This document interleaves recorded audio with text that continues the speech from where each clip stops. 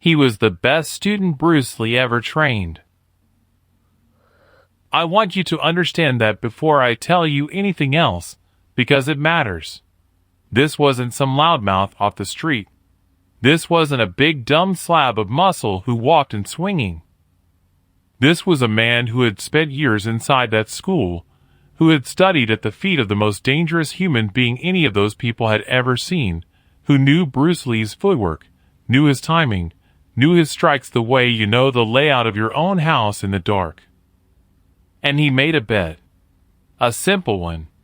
He bet that he could stay standing. Not win, just stay on his feet. And if he stayed standing, the school was his. And Bruce Lee dropped him with one finger. Not a fist. Not a kick. Not a throw.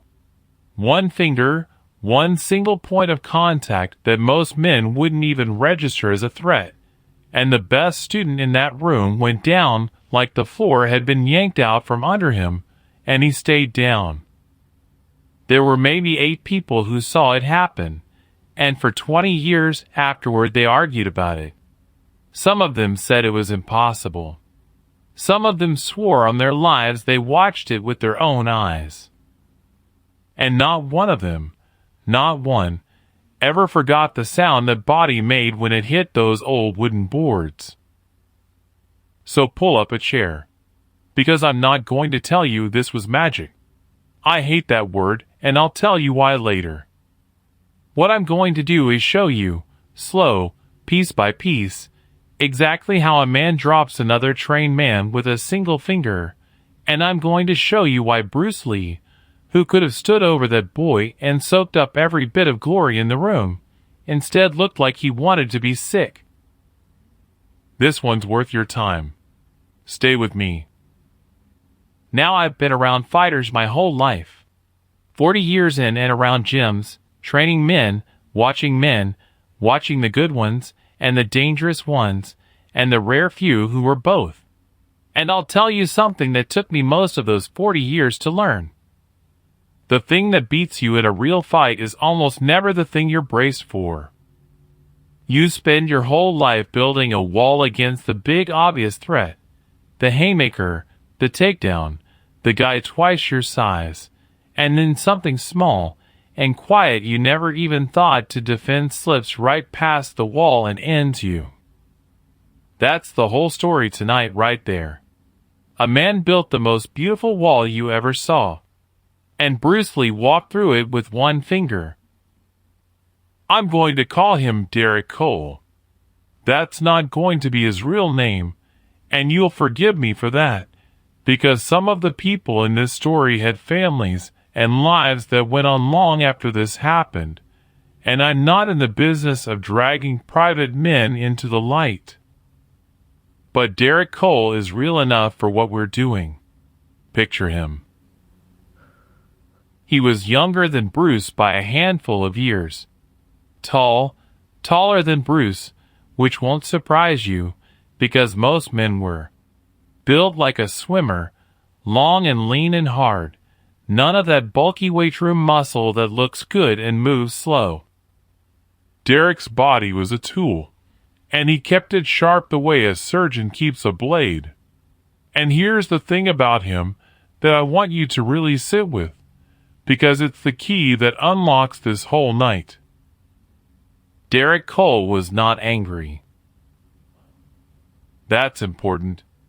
Most of the men who ever stood across from Bruce Lee came in hot. Pride, insult, money, fear dressed up as courage. They came in with something burning in them, and Bruce, who could read a man the way you and I read a road sign, used that fire against them every single time. A man whose burning isn't thinking. A man whose burning telegraphs everything. Derek didn't burn. Derek was cold. Derek was the coldest student in that school, and that's exactly why he was the best.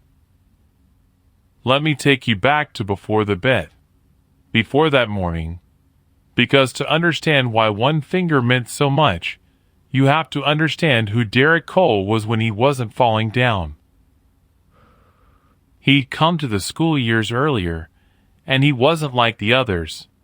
The others came in wanting to be tough, wanting to be feared, wanting the thing they thought martial arts would give them. Derek came in wanting to be correct. That's the only word for it.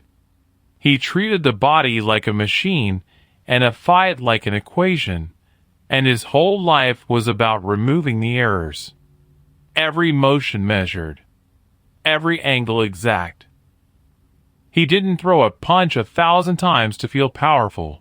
He threw it 1,000 times to shave a half-inch of waste off the path of his fist. He kept notebooks. Did you ever hear of a fighter keeping notebooks? He did. Times, angles, distances.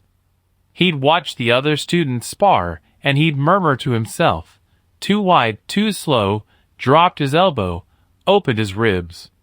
He saw the flaws in everyone. And he started, over the years, to see the flaws in Bruce. Now hold on. I know how that sounds. But hear me out, because this is the part most people get wrong, and it's the part that makes Derek dangerous instead of just arrogant. Derek wasn't fooling himself. He really did find things. Tiny things.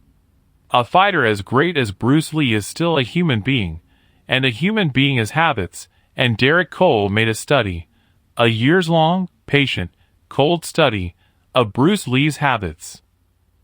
The way Bruce favored a certain lead, the rhythm he fell into when he was demonstrating slow for the class, the half-beat pause before a particular combination. Derek wrote it all down. He built, in those notebooks and in that calculating head of his, a complete model of the most dangerous man alive. And one day Derek Cole looked at his model and decided it was complete. He decided he had solved Bruce Lee, the way you'd solve a chess problem.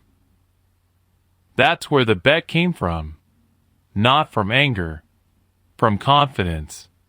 The cold, total, data-backed confidence of a man who has done his homework and believes, genuinely believes, that he has accounted for every variable. He thought he had accounted for every variable. He'd forgotten there was one thing you can't put in a notebook. Hold on to that. We'll come back to it. There was someone else in that room I have to tell you about, because he's the reason we know any of this at all. There was a photographer. Some of you have been with me a while, and some of you are going to feel a little prickle on the back of your neck right now, because yes, it's the same man, the one from the harbor. The one who drifted through this whole strange world with a camera and an instinct for being in the room where things happened.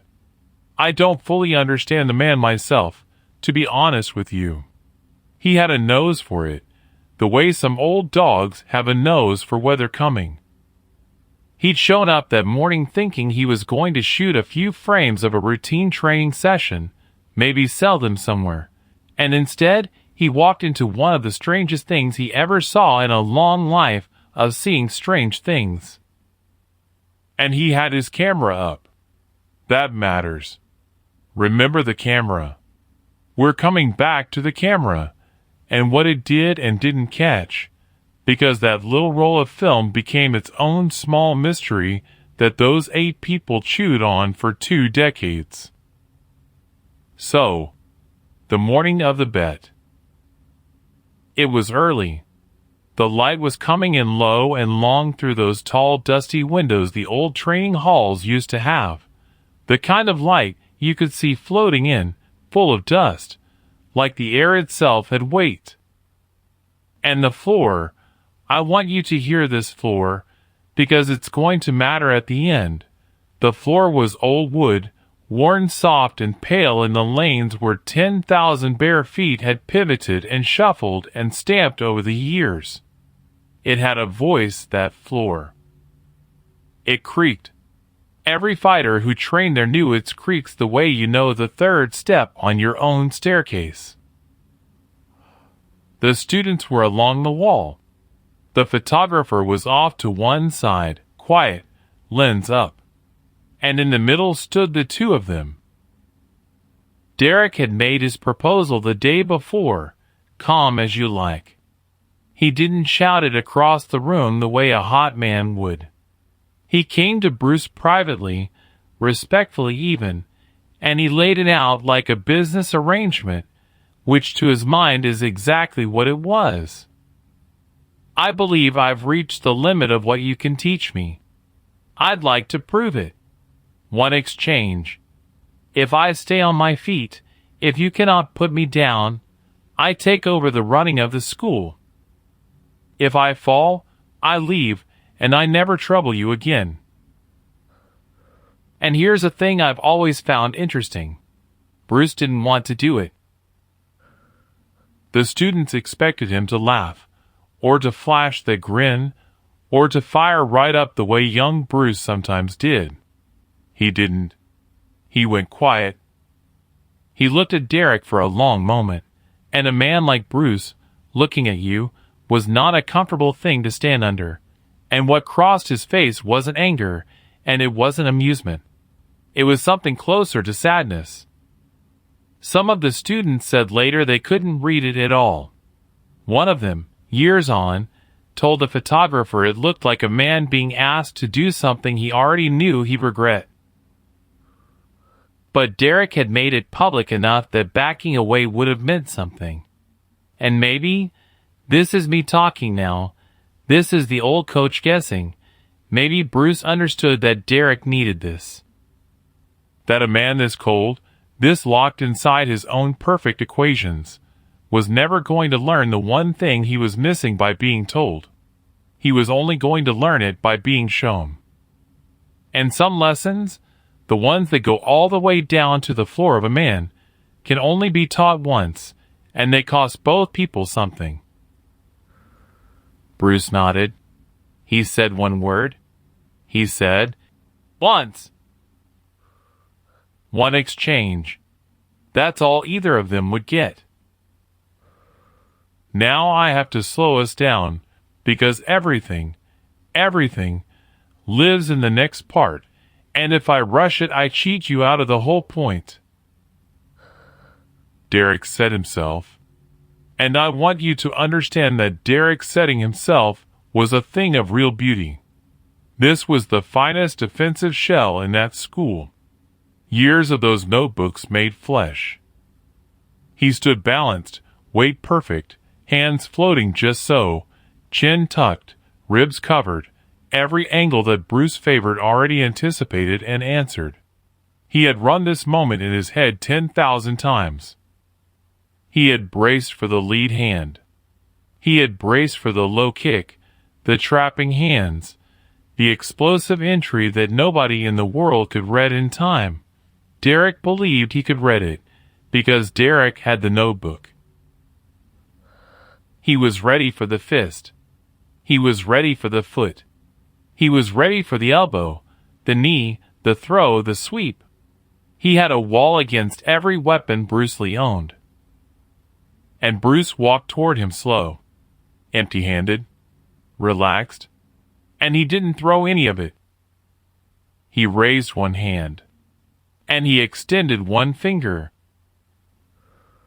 I will tell you that for a half second, a couple of the students nearly laughed, because it looked absurd. It looked like a man pointing.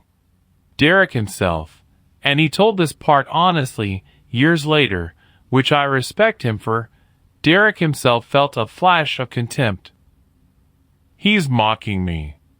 He's going to tap me on the chest like I'm a child and pretend it counts. The whole beautiful wall Derek had built was a wall against force, and here came no force at all. Just a fingertip drifting toward him, slow enough to see the whole way in. And that, right there, is the trap. That's the genius of it. I need you to understand it before I show you the mechanics, because the mechanics are nothing without this. Derek's entire defense was built to react to threat. Every muscle in that gorgeous machine was wired to fire against incoming force, to brace, to absorb, to redirect. But your body cannot brace against a thing it does not believe is dangerous. A fingertip drifting in slow does not read as danger. So all that coiled, ready, perfect tension Derek was holding, the contempt let it out. Just a little. Just for that half second. His breath went out. His weight settled. His ribs, braced against a punch that never came, relaxed by a fraction the moment his brain filed that slow finger under not a threat. And Bruce Lee had spent his whole life learning to find that exact half second. That's when the finger arrived. Let me tell you what actually happened, because I promised you it wasn't magic, and I keep my promises. I felt a thing like this done to me. Once. By an old man who weighed about as much as a wet coat, in a back room a long time ago, and I have never forgotten it, and it is the reason I believe every word of this story. So I'm not reading this out of a book. I'm telling you what your own body does. There are points on the human body, you know some of them, where a small, precise, correctly timed pressure does something out of all proportion to the force used. Not mystical points. Physical ones. Places where a nerve runs close to the surface. Places where the structure of you is briefly undefended. And there is a moment, the moment your breath goes out, the moment your weight transfers, the half beat where you're standing and your balance and your readiness all have to pass through a single narrow window, where you are, for an instant, a house with the door left open. A man with enough power could hit you there hard and hurt you. That's not the hard part. Any thug can hit hard. The hard part, the thing that took Bruce Lee a lifetime, is putting a small force on exactly that point at exactly that instant. Because it isn't the size of the force. It's the timing and the place. A finger, arriving at the one undefended point in the one undefended half second, does what a fist swung in the wrong moment never could. It doesn't overpower the body. It interrupts it. It catches the machine mid-stride, between one balance and the next, and it tells every wire in there, all at once, that the floor is no longer where the body thinks it is. And the body, this beautiful, perfect, drilled, notebook body, believes it. Derek went down. Not flung back, not knocked sprawling like in the pictures people imagine. He just folded. His legs stopped being legs. The whole tower of him came down through itself and met the floor, and that old softwood made one short, flat, final sound, and then nothing. Nobody breathed. The light kept floating in the windows.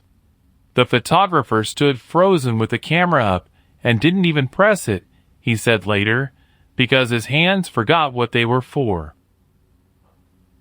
And Derek Cole lay on the boards, eyes open, completely conscious. That's the part that haunted people, completely awake and aware and unable, for a few long seconds, to make his own body answer him. The best student Bruce Lee ever trained, lying on the floor, looking up at the dust and the light, while the equation he'd spent years perfecting came apart in his hands. Here's where I'd usually tell you the hero stood tall, and the room cheered. That's not what happened. I told you at the start Bruce looked like he wanted to be sick, and I owe you that, so let's go there. Bruce didn't celebrate. He didn't even lower his hand right away. He stood over Derek, and the look on his face was the same look from before the bet, only deeper now. That sadness, that something closer to regret. And I think I finally understand it, after carrying this story around for years. Derek hadn't lost a fight. Derek had lost something worse. He'd built his whole self on a single belief, that if you are correct enough, precise enough, if you remove every error and account for every variable, you become unbeatable. That was his religion. The notebooks were his scripture. And Bruce Lee had just shown him, in front of everyone he respected, with a single finger and no force at all, that the most perfect machine in the world is still only a machine, and that there was a whole dimension of this thing, the timing, the reading, the understanding, that Derek had never even known was there to study. You can't notebook it. You can't measure it. It was the one variable he'd left out because he didn't know it existed. Bruce hadn't beaten Derek's body. He'd shown Derek that his body was never the thing that mattered. And you can't unsee that. You can't go back to being the man you were the morning before, the man who believed the equation would save him.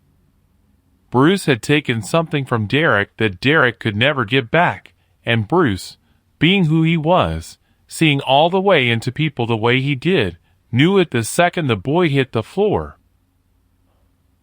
That's why he looked sick. Not guilt that he'd won. Sorrow at what winning had to cost. He knelt down. He didn't gloat and he didn't lecture. He just helped Derek sit up, and he said something low, just for the two of them, that none of the 8 ever heard. And then he stood, and he left the room, and he didn't take the bet's reward, and he didn't say a word about it to the students, who stood frozen along that wall not knowing what on earth they had just watched. Now, the camera. The photographer developed that role with shaking hands, expecting to have caught the most incredible image of his life, the impossible moment, one finger and a falling man. And here's the small strange thing those 8 people argued about for 20 years.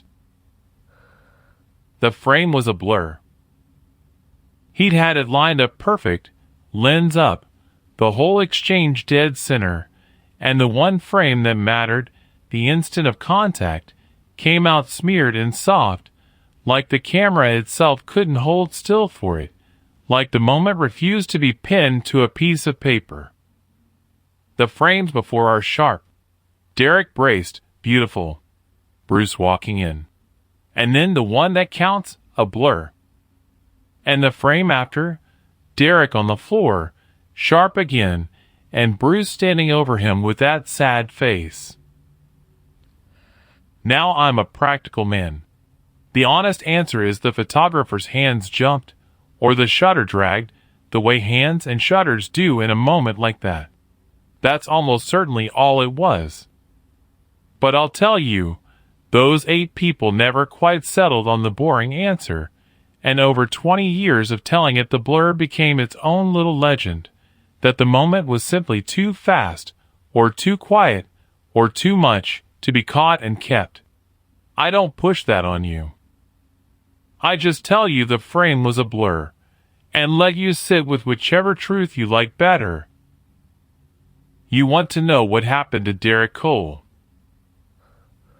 He left, like the bet said. Nobody made him. He just couldn't stay, and I think you understand why by now.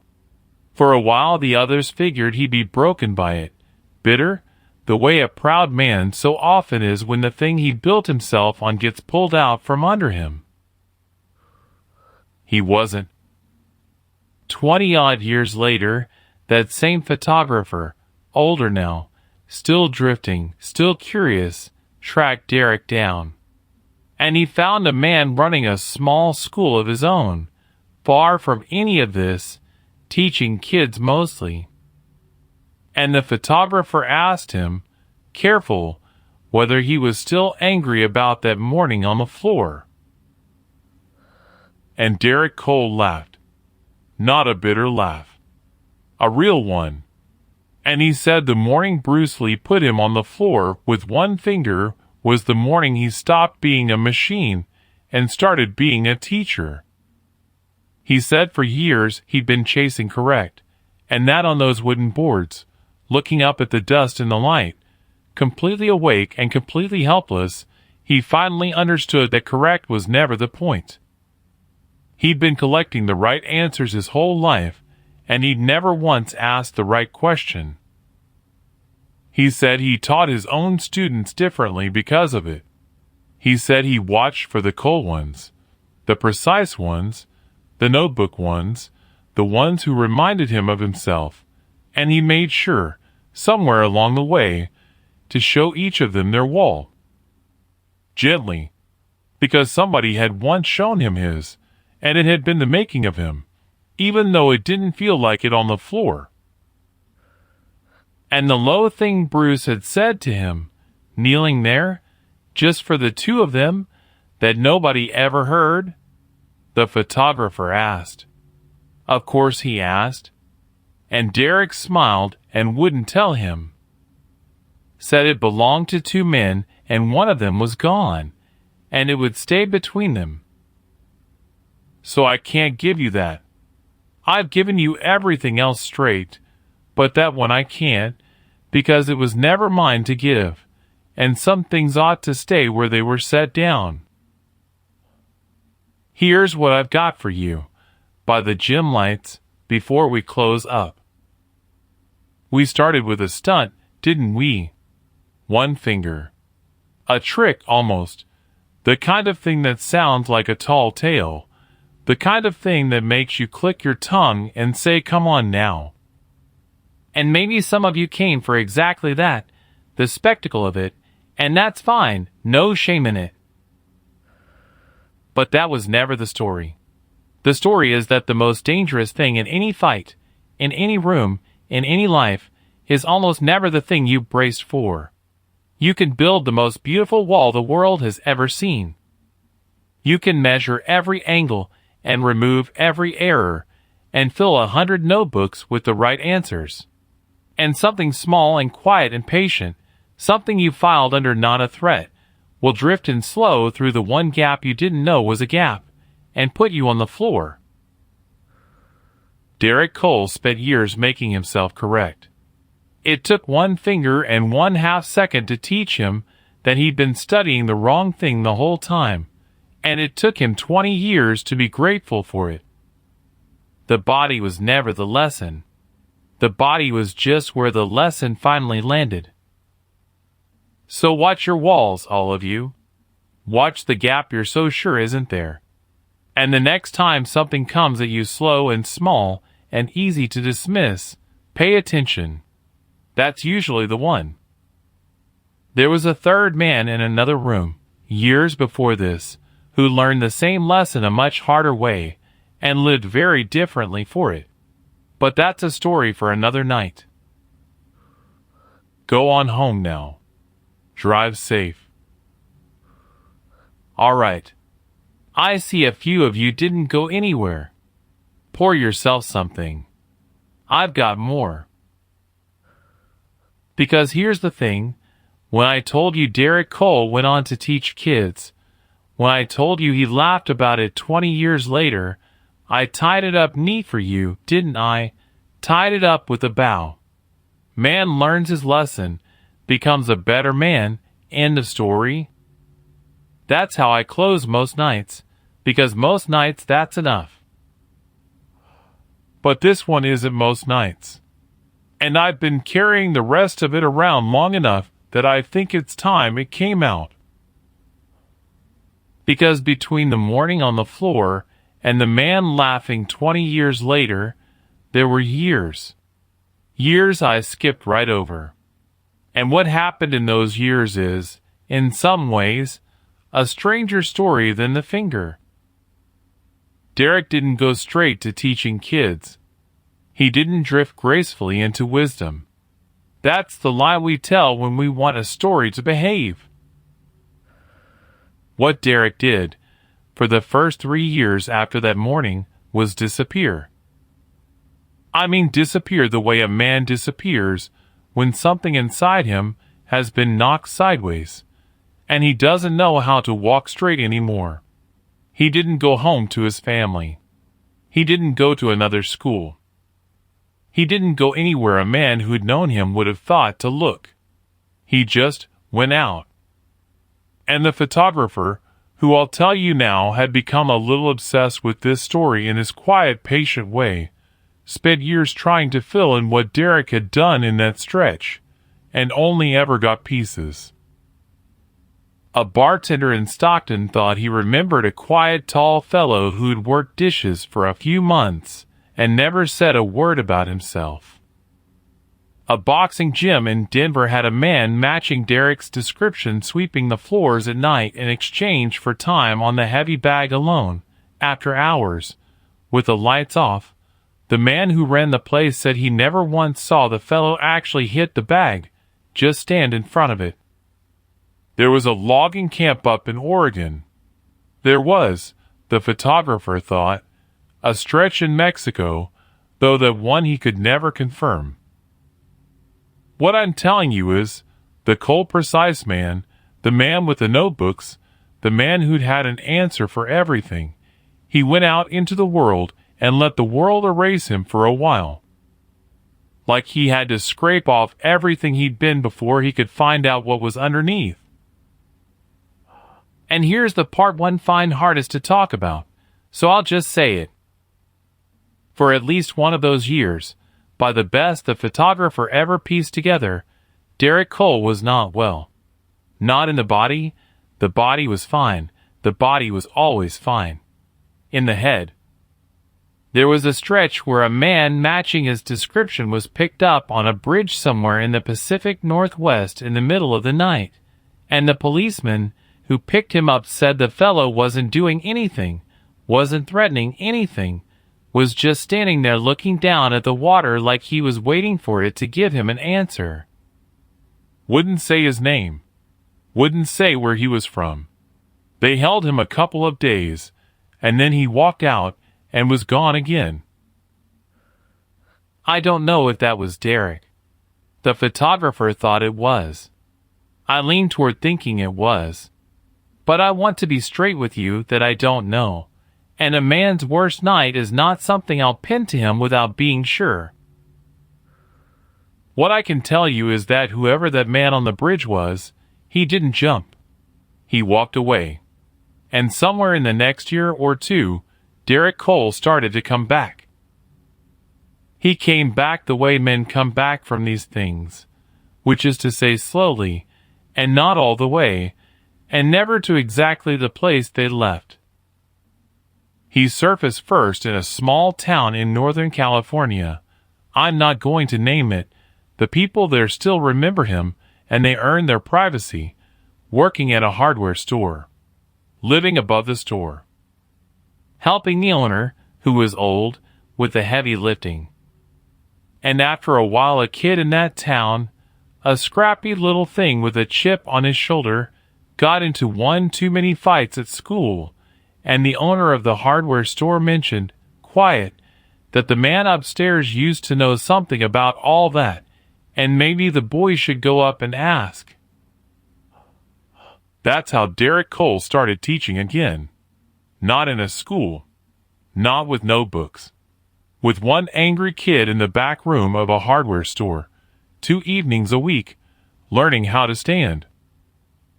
And that became 2 kids. And then 4. And then the back room wasn't big enough, and the owner let him use the lot behind the store on dry days. And after a couple of years there was a little school there, the kind of school that never had a sign out front and never advertised, and somehow everyone in 3 counties knew about. Now I want you to notice something. I want you to really notice it, because it took me a long time to. Derek didn't teach what Bruce had taught him. That sounds wrong, doesn't it? You'd think a man who'd studied at the feet of Bruce Lee, who'd reached the highest level any of those students ever reached, would build his life on passing that on. He didn't. He taught something quieter. He taught those kids how to stand still, how to breathe, how to notice the room, notice the man across from them, notice their own body and what it was saying and not saying. He hardly taught striking at all for the first year a kid was with him. Some of the kids' parents complained. Some of them pulled their boys out, said they were paying for fighting lessons and getting a yoga class. Derek let them go, calm as anything. He didn't argue. He didn't recruit. He just kept teaching what he was teaching to the ones who stayed. And the ones who stayed, by the time they were 16, 17 years old, I heard this from more than one source, the ones who stayed were unsettling to spar with. Not because they were fast, though some of them were. Not because they were strong. Because you couldn't find them. You'd throw something at them, and it wouldn't be where you threw it. You'd set up an angle, and the angle would be gone. They moved like water, those kids. And not one of them could have told you the name of a single technique. They didn't have notebooks. Derek wouldn't let them keep notebooks. He told them, the photographer heard him say this once. He told them, the day you write it down is the day you stop seeing it. You hear that? The day you write it down is the day you stop seeing it. That's a man speaking to his younger self, across 20 years and one wooden floor. Now here's where I have to tell you something that I'll admit gave me a chill the first time I heard it, and still does a little, sitting here now.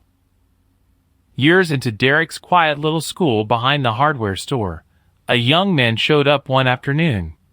18, maybe 19 years old. Tall, lean, polite. Said he'd heard about the place and wanted to learn. Derek talked to him the way he talked to everybody who came in. Asked him why he wanted to learn. The boy said the usual things. Wanted to be able to defend himself. Wanted discipline. The things 18-year-olds say when they walk into a school for the first time. Derek nodded and said, "Come back tomorrow." The boy came back the next day with a notebook. Derek saw it, didn't say anything, just watched. By the end of the first week, the boy was measuring. Quietly, the way you do when you don't want to be seen doing it. But Derek had been that boy. Derek had been that exact boy 30 years before. And he saw it the way you see your own face in a window. The kid was watching Derek's footwork. The kid was clocking the rhythm of Derek's demonstrations. The kid had angles in his head. He was building a model. He was building, in his careful young way, the same wall Derek had spent half his life learning to live without. And one of the other students, a woman in her 30s by then, one of Derek's earliest, one of the kids from way back at the hardware store, all grown up, she came to Derek after class one evening and she said, "Quiet, you see what he's doing, don't you?" And Derek said yes. And she said, "What are you going to do?" And he was quiet for a long time. And then he said something that the photographer wrote down word for word in a notebook of his own, years later, because Derek let him interview him toward the end. He said, "Somebody put me on a floor once, and it was the making of me. I've spent the rest of my life trying to figure out whether that was a kindness or a cruelty, and I still don't know. So I'm not going to put that boy on a floor. I'm going to let him build his wall as high as he wants. And one day life will walk in with a finger, the way it always does, and the wall will come down. And what's left of him on the other side of that, that's between him and whatever he believes in. It isn't mine to choose for him." You hear that? It isn't mine to choose for him. That's a man who has thought, for 30 years, about the cost of a lesson, about what it means to be the one who teaches it, and what it means to be the one who learns it, and whether anyone, ever, has the right to decide which side of that floor another human being is going to wake up on. Bruce had made that choice that morning with the finger. He decided that Derek needed it more than Derek needed to be left alone. And he'd been right. Derek himself, 20 years on, said so. But Bruce had carried something out of that room too. You saw it in his face. That sad look. The look of a man who has done a thing he knows was correct and still wishes he hadn't had to do it. Sorrow at what winning had to cost. I called it earlier, and I stand by that, but I'll give you the fuller version now. It was the sorrow of a teacher who understands that every real lesson is also a small theft. That to give a man the thing he most needs to learn, you usually have to take away the thing he most needs to believe. And the older I get, the more I think that is what Bruce was sick about that morning. Not the finger. The arithmetic of it. The trade. Derek lived with that same arithmetic for the rest of his life, and he chose, in his own quiet way, not to do to anyone else what had been done to him. Maybe that was wisdom. Maybe it was a small failure of nerve. The photographer thought it was wisdom. I'm honestly not sure. I've been a coach a long time, and I have, more than once, had to be the finger in somebody's morning, and I will tell you it does not get easier, and I will tell you I have not always known whether I was right. The boy with the notebook, by the way, I know you're wondering. He stayed with Derek almost 2 years, filled half a notebook. And then one day, the photographer says he stopped writing. Nobody told him to. Nobody made a speech about it. He just, one day, the notebook didn't come out. And the next day it didn't either. And a few months after that, one of the other students, sparring with him, said he'd suddenly become very hard to find. Like a door that wasn't where you'd left it. Derek never said a word about the notebook, before or after. Never acknowledged it had been there, or wasn't there anymore. Just kept teaching. That, I think, is the difference between Bruce and Derek, and I don't say it to take anything from Bruce, because the world needed Bruce to be exactly what he was. But Bruce was a finger. Bruce was the precise instant of contact, the half-second, the lesson delivered. Derek became something else. Derek became the room itself. The slow, patient room where a young man could, over 2 years, quietly let his own wall down without anyone ever having to push it. 2 ways to teach. 2 ways to be a teacher. Both real. Both costly in their own way. And I won't tell you which one is right, because I genuinely don't know, and any old coach who tells you he does is selling you something. Derek died a long time after all this. Old. In his own bed. The photographer wasn't there, but he heard from one of the early students, the woman who was. She said Derek was quiet at the end. Awake. Aware. Same as he'd been on the floor that morning, in a way, completely present, completely unable to do much about anything, just watching the light. And she said the last thing he said, not to her, not really to anybody, just out into the room, was one short sentence. She said he said, "He was right to do it." That's all. He was right to do it. And then he closed his eyes and went where men go. And I'll tell you the truth, I don't know for certain who he meant. The photographer was sure he meant Bruce. The woman thought maybe he meant himself, meaning the boy with the notebook, meaning the choice he'd made not to be a finger. I've gone back and forth on it for years. Both readings hold up. Maybe that was the point. Maybe by the end Derek had stopped being able to tell the difference between the man who'd put him on the floor and the man who'd chosen, decades later, not to put somebody else on one. Maybe by the end they were the same teacher, just standing on different sides of the same wooden room, watching the same dust come down through the same long windows. That's the rest of it. That's what I had left. I told you at the start this story stays with you, and I meant it, but I'll be honest, I didn't fully know why when I said it. I thought it was the finger. The trick of it, the impossibility, the wooden floor, and the sound a man makes when he hits it. That's what got me in the door years ago when I first heard this. That's what'll get most people in the door tonight. But it isn't what keeps me up. What keeps me up is the choice. Bruce's choice that morning to do the thing. Derek's choice 30 years on not to. Both of them men I respect. Both of them, in their own ways, right.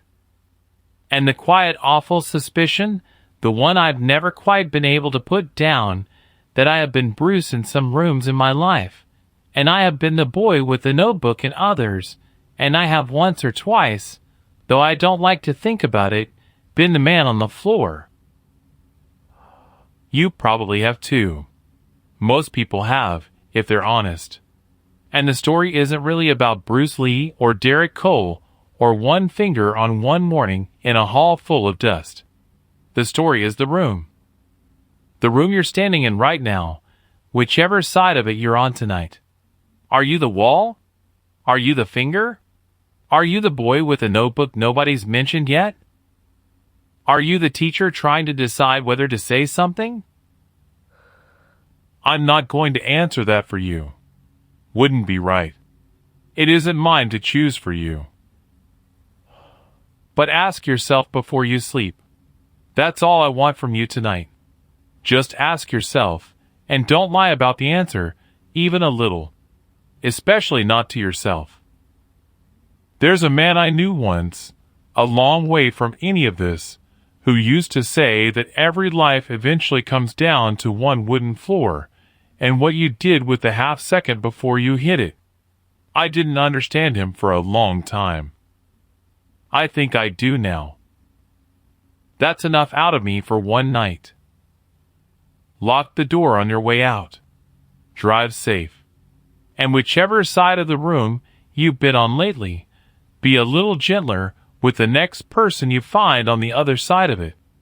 They're carrying more than you can see. Good night.